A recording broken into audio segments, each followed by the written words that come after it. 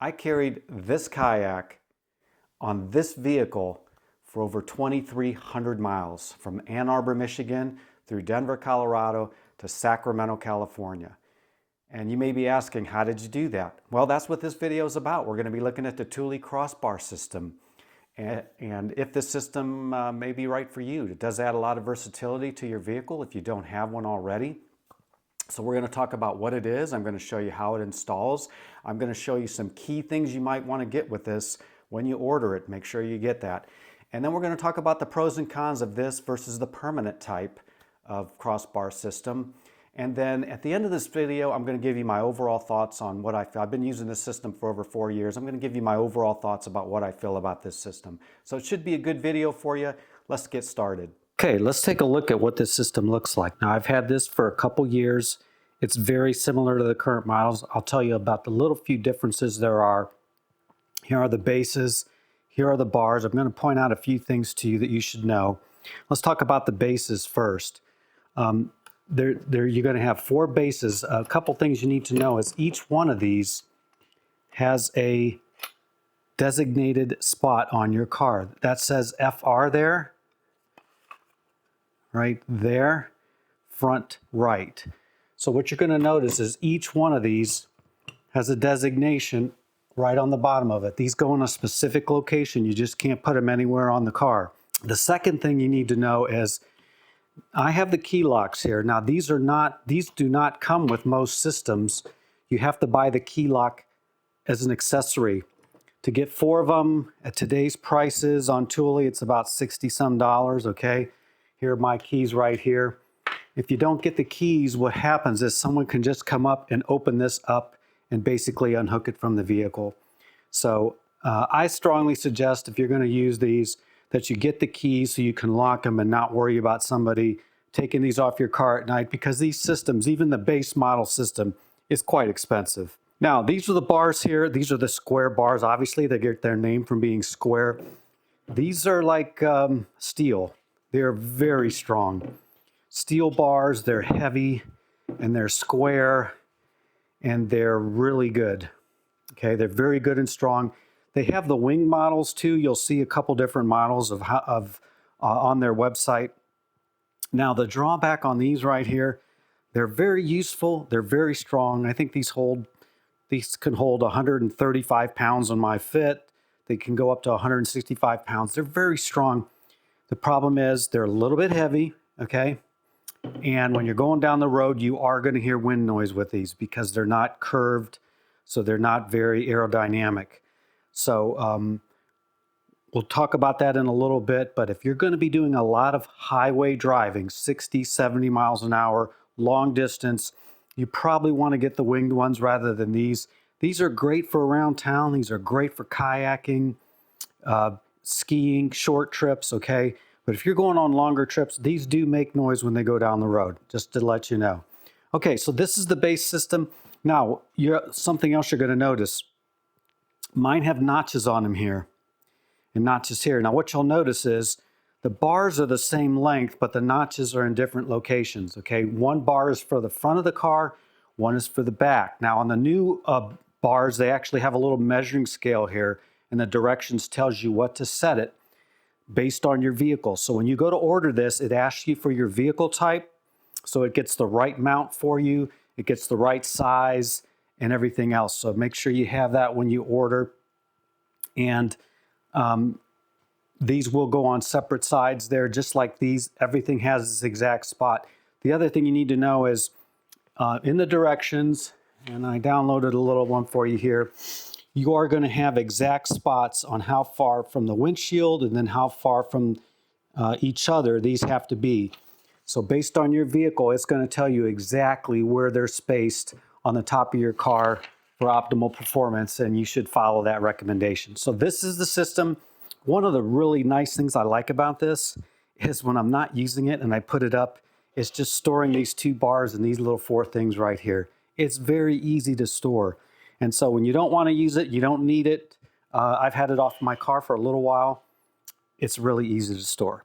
Okay, so let's get to the install. Show you how easy this is to get on your vehicle. Okay, what I've done is I've assembled the rear support ready to go. Now these are the front supports, so I just want to show you real quickly. This is the front bar here. Here's my notches. And again, depending on the model you get, these may be a little bit different on how you put these in here. But basically on mine, I'm just going to take these and I'm just going to run them through here. And you kind of got to wiggle them, open them up and wiggle them through. See that lock?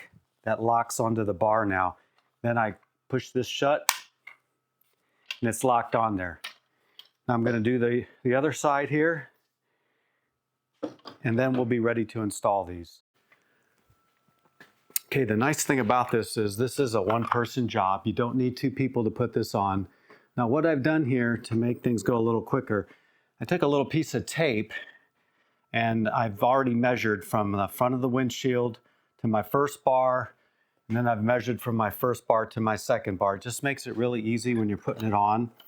Now what happens here is that these specifically are made to the fit of your roof, okay? And I'll give you a close-up of that. Okay, so you see how this rubber base fits on there really nice. It just contours right around the roof area here. And then this little thing here goes right inside your door and it locks on right here. Now this is the little thing we're going to be adjusting right here. We're going to pull this pin out. If I can get it done here. This pin is just a placeholder. The actual pin that we turn it with is on the other side. They give you two of them. So what we're going to do is we're going to put that pin in here and we're going to turn it. And as you turn it, it's going to tighten this unit down right onto this unit here. Okay, right onto the car. And it's fairly simple. So let's go to the other side and do that. Okay, this is the left side here. I've got it right into the front of my marking. Now again, I'm checking underneath here. This says front left, so I know I'm in the right place. So once you get this in line, that goes right under the door like that. Okay, once you get that in there, then it's just a simple matter of taking the key that they give you and turning it. And as you turn this whole thing is tightening onto your car. See it pulling in there? You can see that pulling in. Now this isn't moving around anymore. This is already getting tight. And so you do that until it snugs down nice and firm on your vehicle.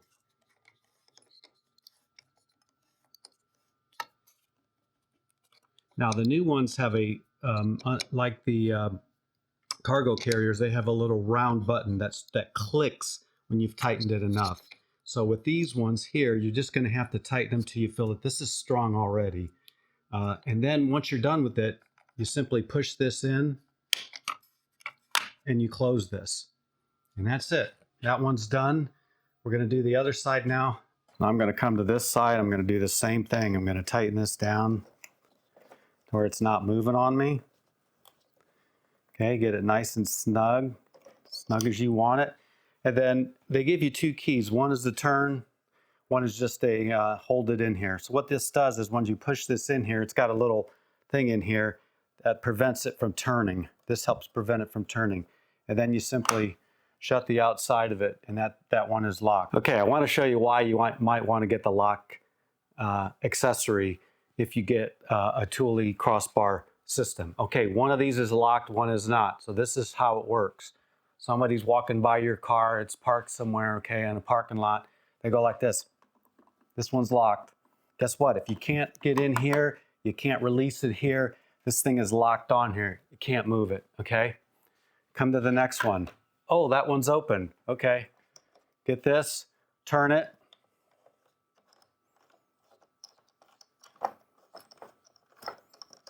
And it comes right off the vehicle. There you go. In less than 15 seconds, an unlocked one can be lifted off the vehicle, lift the other side, and carried away. For $60 for 4 of them, you want to get the lock, put the lock in each one of your bases so it's locked down and you don't lose a nice investment that you've made. Okay, now this took me all of about 5 to 10 minutes. They're really easy to put on. They're just as quick to take off. And One of the nice conveniences about temporary crossbars is that when you're not using them, which is most of the time, I have vehicles that you'll see in this video that have them full time. You don't use them a lot, but when you need them, you can put them right on and use them. When you don't need them, you just take them off. And that's what we do with this one now. So they do have a little road noise when you use them. I didn't put the end caps on yet. But we don't use it all the time. And then when we're done using it, maybe we're done camping for a while, or we're not kayaking for a little while. In the wintertime, we take these off. Now, you could have professionals install permanent ones on your vehicle if you want to go that route. The professional ones usually hold more weight. They're a little sleeker. They sit a little lower on the car. They're not quite as big as the bases on these temporary ones are. But if you're going to do that, it is going to cost you more money, and make sure you get it done by a professional shop. They actually have to drill through your roof to put them on, okay? You don't want water problems. You don't want a cheap job. You want it done very well by professionals who do that kind of work to make sure that it's permanent, it's not going to leak, and it's not going to come loose on you. So as far as price goes, as the date of the shooting of this video, a pair just like this from Thule costs around $400. The top of the line goes to over $600. They're aluminum, they're winged, they're more aerodynamic, and they're quieter. So you're just going to have to decide which kind you need and how much money you want to spend on them.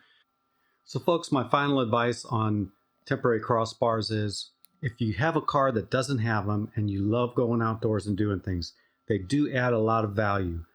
As you see, this is a small vehicle. This is not a big vehicle. So when we need to carry more stuff, it's nice to have the crossbars to carry the kayak, to carry skis.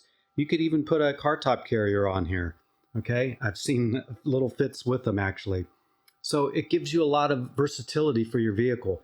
So if you are an outdoors person and you need more space sometimes, or you just need to haul that big item, these are nice to have. Folks, I hope this video has helped you understand temporary crossbars, what they are, how they work, maybe how they could benefit you in your outdoor activities.